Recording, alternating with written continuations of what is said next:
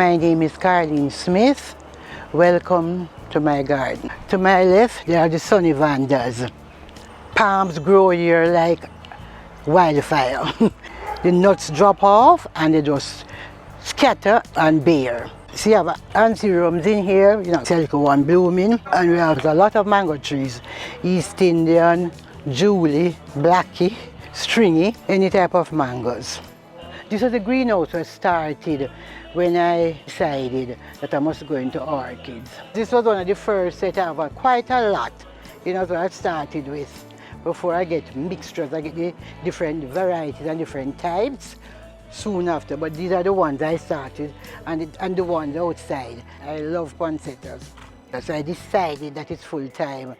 I have some displayed. These are all anthuriums, different variety and color. They don't like a lot of sun.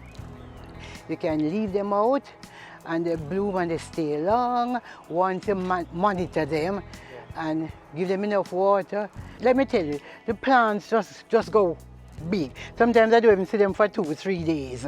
And when I come out, I say, my God, look at the size. Sometimes I trim them, sometimes I leave them.